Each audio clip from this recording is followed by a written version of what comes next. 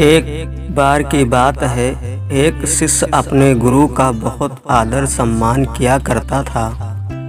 गुरु भी अपने इस शिष्य से बहुत स्नेह करते थे, लेकिन वह शिष्य अपने अध्ययन के प्रति आलसी और स्वभाव से दीर्घसूत्री था। सदा स्वाध्यापक से दूर भागने की कोशिश करता था। आज के काम को कल के लिए छोड़ दिया करता था।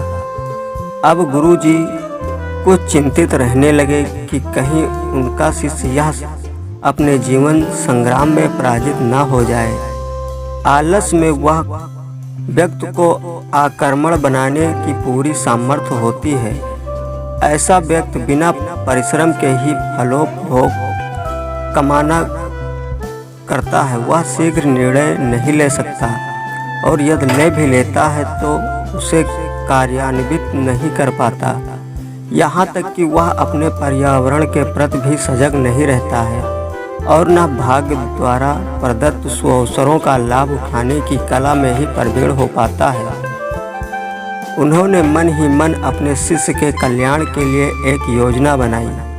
एक दिन एक काले पत्थर का टुकड़ा उसके हाथ में देते हुए गुरुजी ने कहा, मैं तुम्हें यह जादुई पत्थर का टुकड़ा 2 दिन के लिए देकर कहीं दूसरे गांव जा रहा हूँ। जिस भी लोहे की वस्तु को तुम इसे स्पर्श करोगे वह स्वर्ण में परिवर्तित हो जाएगी, पर याद रहे कि दूसरे दिन सूर्यास्त के पश्चात मैं इसे तुमसे वापस ले लूँगा।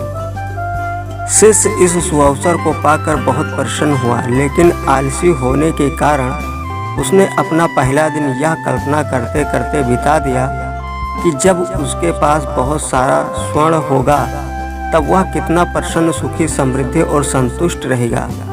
इतने नौकर चाकर होंगे कि उसे पानी पीने के लिए भी नहीं उठना पड़ेगा।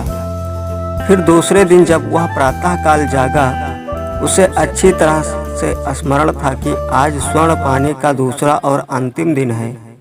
उसने मन में पक्का विचार किया कि आज वह गुरुजी द्वारा दिए गए काले पत्थर का लाभ जरूर उठाएगा। उसने निश्चय किया कि वो बाजार से लोहे के बड़े बड़े सामान खरीद कर लाएगा और उन्हें स्वर्ण में परिवर्तित कर देगा। दिन बीतता गया, वह इसी सोच में बैठा रहा कि अभी तो बहुत समय है, कभी भी बाजार जाकर सामान लेता आएगा।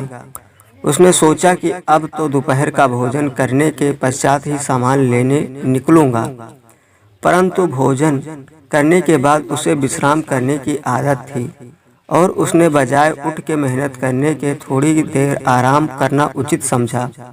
पर आलस से परिपूर्ण उसका शरीर नींद की गहराइयों में खो गया और जब वह उठा तो सूर्यास्त होने को था। अब वह जल्दी जल्दी बाजार की तरफ भागने लगा, पर रास्ते में ही उसे गुरुजी मिल गए। उनको देखते ही वह उनके चरणों में गिरकर उस जादुई पत्थर को एक दिन और अपने पास रखने की याचना करने लगा, लेकिन गुरुजी ने नहीं माने और उस शिष्य का धनी होने का सपना चूर चूर हो गया। पर इस घटना की वजह से शिष्य को बहुत बड़ी सीख मिल गई। उसे अपने आलस पर पछतावा होने लगा।